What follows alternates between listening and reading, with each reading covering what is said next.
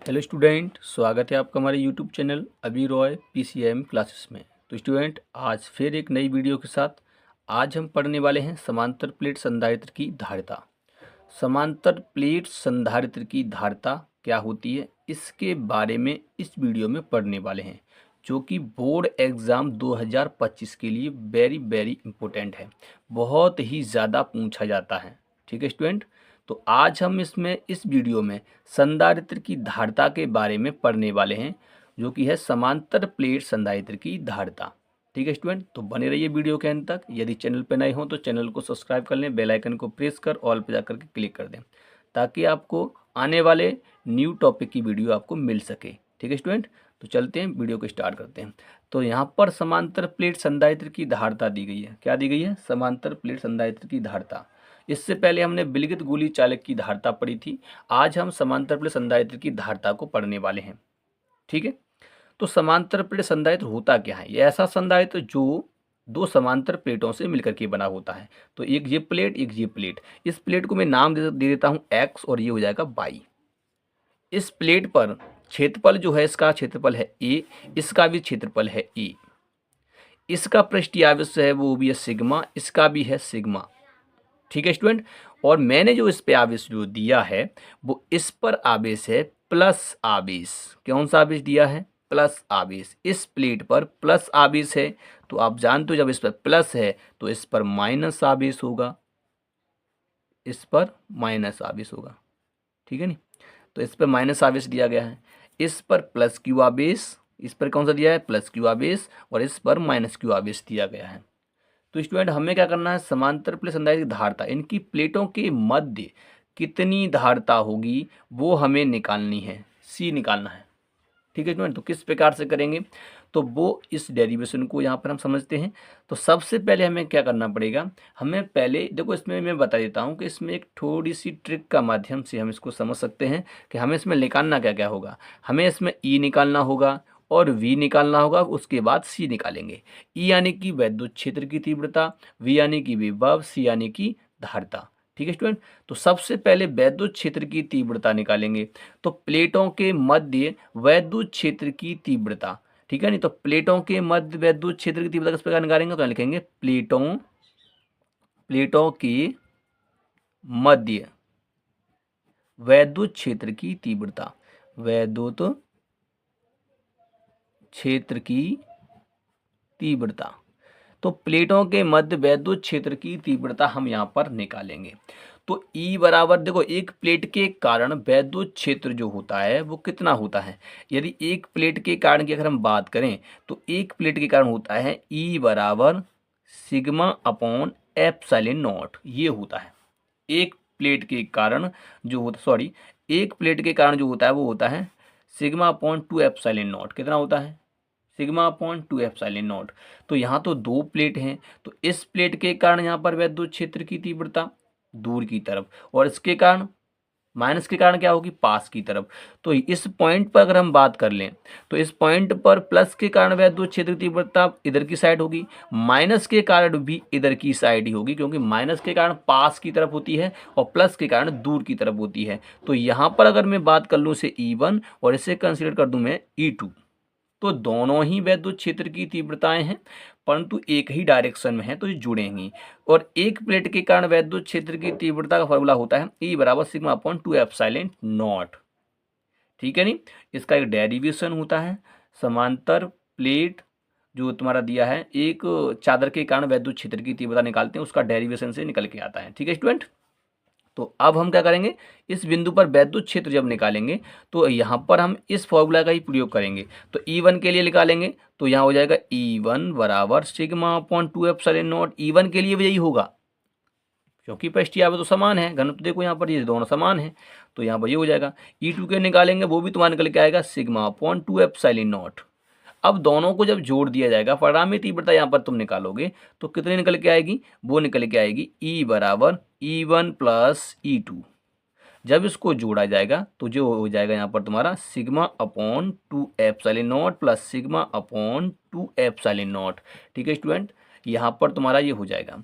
जब ये यहाँ पर तुम्हारा हो जाएगा तो यहाँ से इसका लासा लेंगे तो 2 एप्सिलॉन नॉट आएगा, यहाँ सिग्मा प्लस सिग्मा कितना हो गया? ये 2 सिग्मा अपॉन 2 एप्सिलॉन नॉट। तो यहाँ से कट गया तो कितना आ गया, सिग्मा अपॉन एप्सिलॉन नॉट।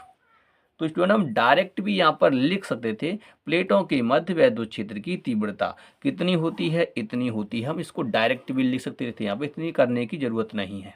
ठीक है स्टूडेंट, यदि पेपर में करना है तो इसी प्रकार से करना है, यानी कि ये तुम्हें इतना डायरेक्ट लिख सकते हो, वहाँ पर कोई दिक्कत वाली बात नहीं है। अब क्या करेंगे स्टूडेंट, जब हमें ई निकल आता है तो ये हमारा ई निकल के आया है, क्या निकल आया हमारा, ये ई निकल आया। तो हमारा ई क्या निकल के आया है, ई निकल आया सिग्मा अपॉन एप्सिलॉन नॉट। अब क्या निकालना है हमें, ये तो हमारा ई निकल के आया है, अब हमें विभव निकालना है। तो विभव किस प्रकार से निकालेंगे, तो एक बात और यहाँ पर ऐड कर लेना स्टूडेंट कि इन प्लेटों के बीच की दूरी जो है वो डी है। कितनी है, डी, स्मॉल डी। क्षेत्रफल ए है, और यदि हम प्लेटों की मध्य यहाँ पर अगर देखें तो वैद्युत क्षेत्र की डायरेक्शन प्लस से माइनस की तरफ होती है, तो ये होगी इसकी डायरेक्शन वैद्युत क्षेत्र की। तो वैद्युत क्षेत्र की डायरेक्शन ये है और इसकी दूरी कितनी है, डी है। तो जब विभव निकाला जाता है प्लेटों के मध्य तो V बराबर हो जाता है E इंटू डी। क्या हो जाता है, E इंटू डी।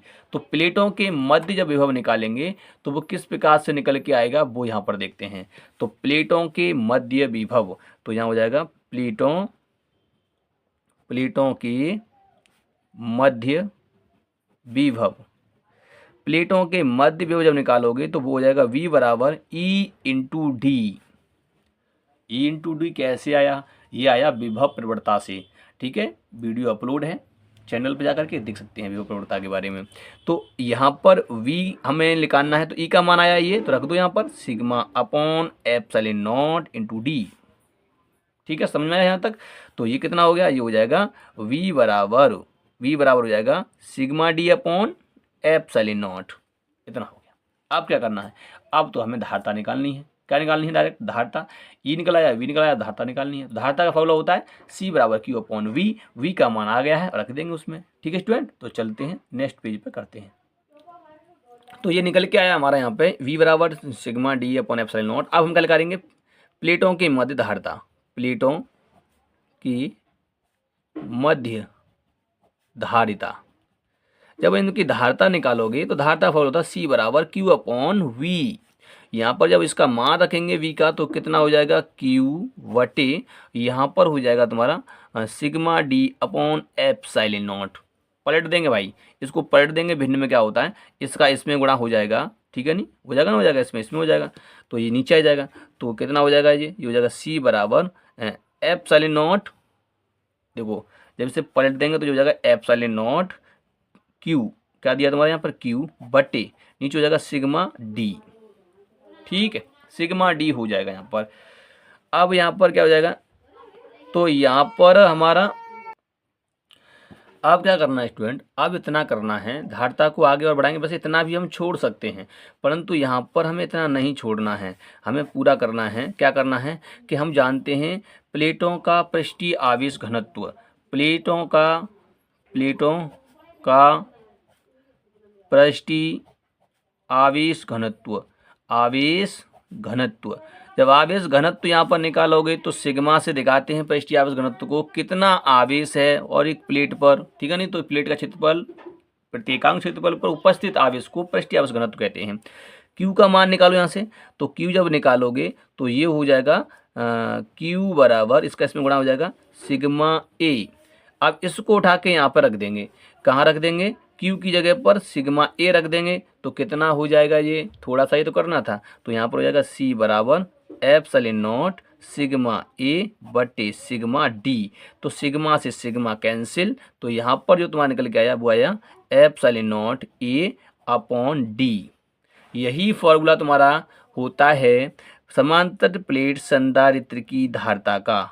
ठीक है स्टूडेंट, ये होता है अगर एक परावर्तक पदार्थ रखा हो, दिया गया हो, परावर्तक माध्यम दिया गया हो, परावर्तक माध्यम दिया होगा, तब क्या करेंगे यहाँ पर, तो ये हो जाएगा C नॉट बराबर एप्सिलॉन नॉट, यहाँ पर K लगा सकते हैं, A बटे D हो जाएगा। तो ये तुम्हारा यहाँ पर फॉर्मूला निकल के आता है। ठीक है स्टूडेंट, तो समांतर प्लेट संधारित्र की धारता का व्यंजक इस प्रकार से निकल के आता है। तो उम्मीद करते हैं ये भी वीडियो आपको पसंद आया होगा। यदि वीडियो पसंद आई हो तो लाइक करें, शेयर करें, चैनल को सब्सक्राइब कर बेल आइकन को प्रेस जरूर कर दें ताकि आने वाले वीडियो की नोटिफिकेशन आपको मिल सके। इसी प्रकार से हम टॉपिक वाइज वीडियो डाल रहे हैं ताकि इम्पोर्टेंट टॉपिक जो हैं तुम्हें मिल सकें। ठीक है स्टूडेंट, तो ये फिजिक्स के वेरी वेरी इंपॉर्टेंट टॉपिक हैं जो 5 नंबर में पूछे जाते हैं। ठीक है स्टूडेंट, तो आज के लिए इतना ही, मिलते हैं नेक्स्ट वीडियो में, तब तक के लिए जय हिंद।